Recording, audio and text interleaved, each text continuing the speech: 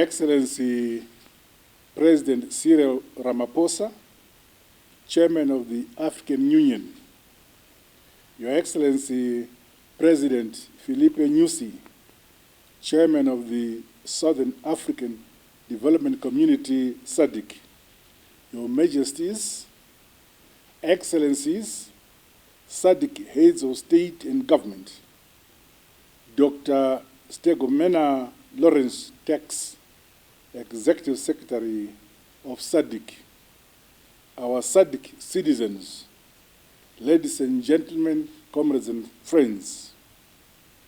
In a day's time, we mark the first anniversary since SADC declared 25 October as the Regional Anti-Sanctions Day. It is on this day that SADC member states collectively call for the unconditional removal of the illegal and debilitating sanctions imposed on our country, Zimbabwe. This bold decision, show of solidarity, is a reflection of the principled revolutionary character of our regional body, which has consistently opposed injustices and oppression. This has its genesis in our rich liberation heritage and must embolden us to face head-on the neo-colonial machinations by detractors and opponents of the ethos, values, and ideologies of former liberation movements. Fellow Africans, global allies and friends, the Zimbabwe Democracy and Economic Recovery Act, ZIDERA, and executive orders by the government of the United States of America have constrained the much-needed development of our country for nearly 20 years. Due to the sanctions, Zimbabwe has had limited access to multilateral and financial support from the international financial institutions. The cumulative effect of these illegal sanctions has been devastating in every sector of our economy. Sanctions are a blunt, cohesive instrument with far-reaching implications on the ordinary people, especially women, children, youths, the elderly, people with disabilities, and those suffering from chronic illness. My country's citizens have fallen victim to this indiscriminate weapon of mass destruction, which is being deceitfully presented to the world as targeted. Furthermore, sanctions have limited Zimbabwe's capacity to respond to the COVID-19 pandemic.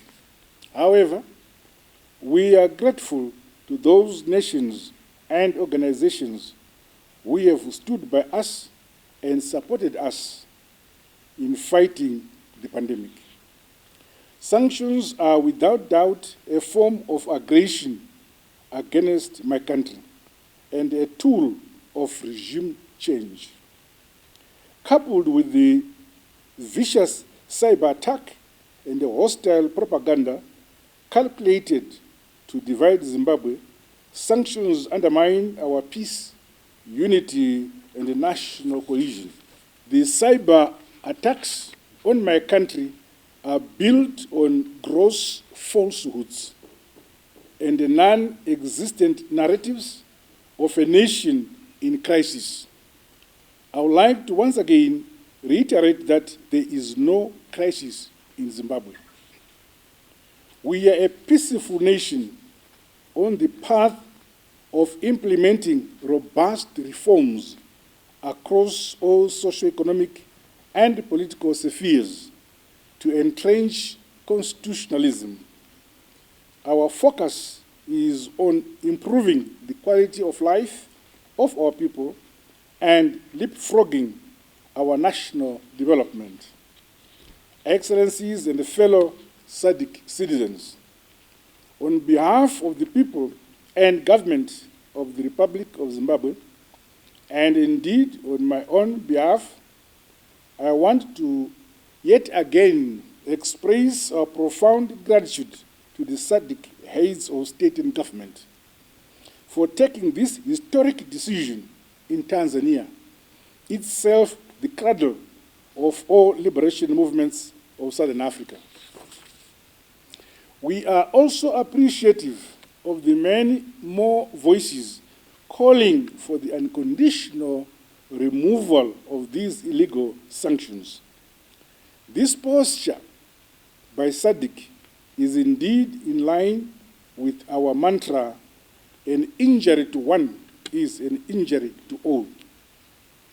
Going forward, Africa and the SADC must resolutely consolidate the gains of our constitutive acts, solidarity, unity of purpose, and a peace in defending one another in the face of foreign aggression and all forms of neo-imperialism. Africa is an awakening giant equipped with its rich heritage and indigenous knowledge system of Ubuntu, which says in the quote, "I am because we are," end of quote.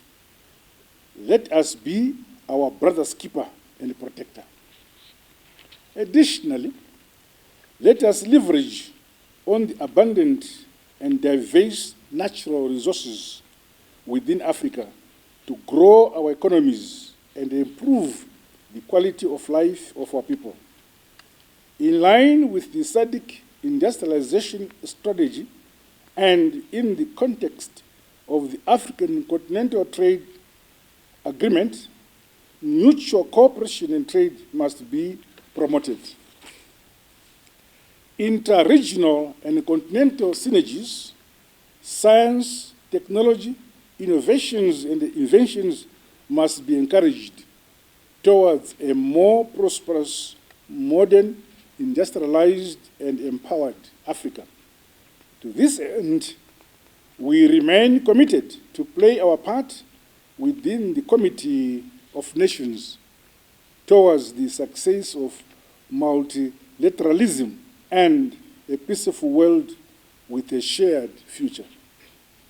Excellencies and fellow SADC citizens, this year's Anti-Sanctions Day is being held under the theme Resilience, Solidarity, and Progress in a Sanctions Environment. This theme is appropriate as it speaks to the difficult road Zimbabwe has traveled as an independent and sovereign nation, surviving under the baneful shadow of sanctions has not been easy for us. It equally refocuses us to guide our strength and draw from our national endowments to develop our country and improve the plight of our citizenry, in spite of the apparent odds against us. Our people have borne the brunt of these illegal sanctions. They continue to make huge sacrifices for our sovereignty and territorial integrity. I applaud their resilience, their courage, their fortitude, and unflinching determination in enduring the impacts of the illegal sanctions.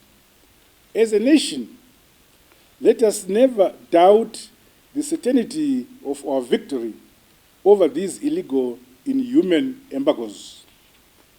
We must continue to increase production and productivity across all sectors of the economy.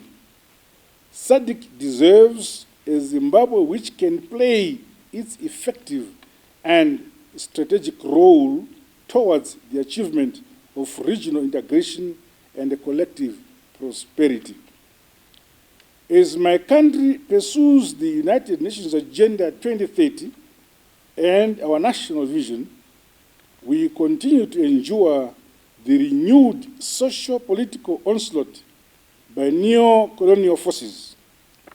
This is mounted on the misinterpretations around the bilateral land issue between my country and Britain.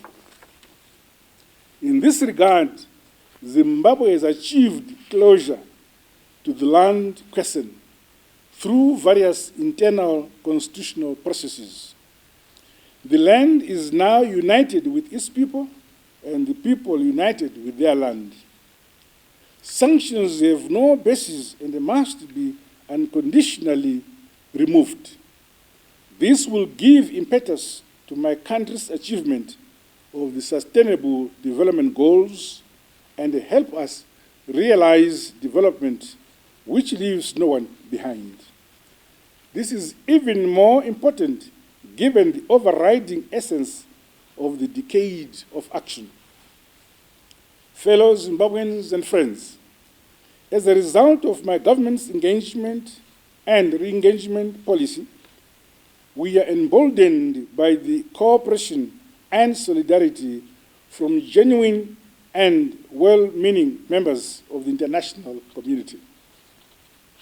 Calls by the United Nations Secretary General Antonio Guterres and the United Nations High Commissioner for Human Rights, Michelle Bachelet, for the lifting of the illegal sanctions were most welcome and are indeed appreciated.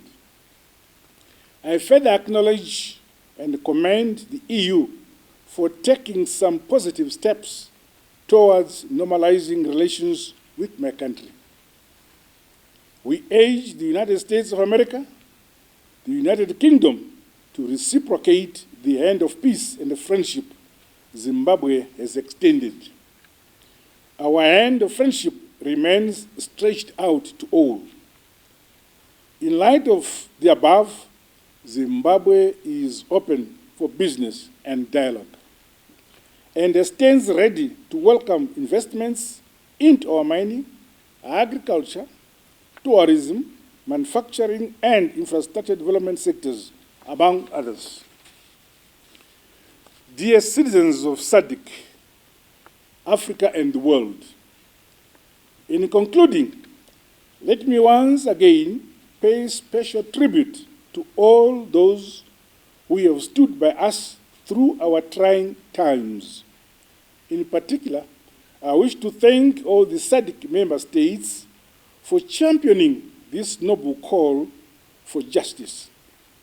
I profoundly thank our brothers and sisters on the African continent and the rest of the globe for calling for the unconditional removal of the illegal sanctions against Zimbabwe at various fora.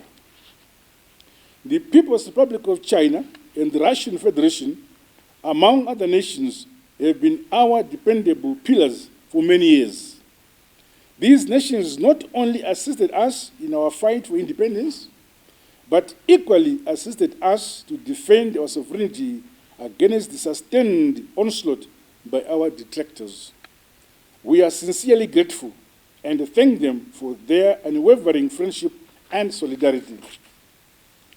To my fellow countrymen and women, the greatest way to make us deserving of this solidarity from across the region, continent, and the world is to be united and staying on the course of principle. We are a determined people, a resilient African nation with a proud history of standing for what is right and just. We are an integral part of SADC and the African Union. Our outlook has always been Pan-African, making Zimbabwe home to different nationalities. In return, we have been hosted by other nations, always exhibiting hard work, honesty, and commitment to laws of countries which host us. That character must never change. It must be supported and strengthened by the show of solidarity with which Africa and the progressive world continue to favor us. We must show resilience, innovativeness, and creativity in the face of adversities created by the sanctions through our collective focus on progress, sharing and accommodating others, even as our means and resources remain scarce. Indeed, this is what solidarity means. God bless Zimbabwe. God bless SADC. God bless Africa.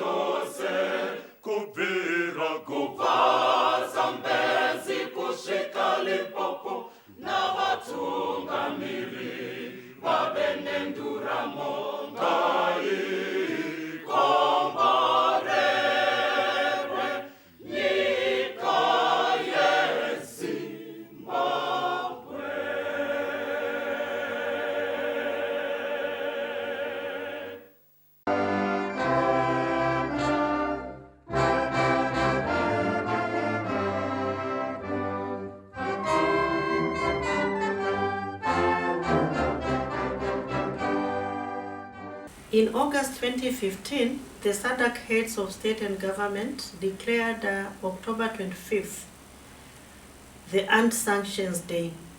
The occasion bids all the peoples of Southern Africa to support their Zimbabwean brothers and sisters in their fight against economic sanctions imposed on Zimbabwe.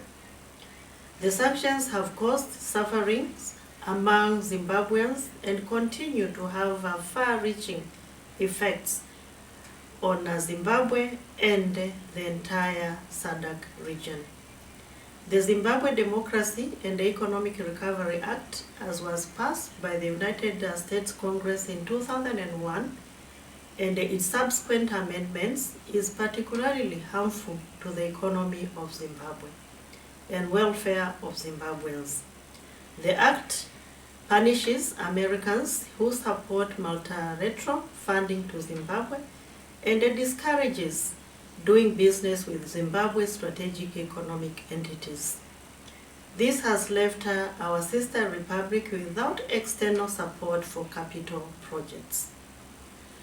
We are proud of our Zimbabwean brothers and sisters who have shown great resilience, notwithstanding the damaging sanctions.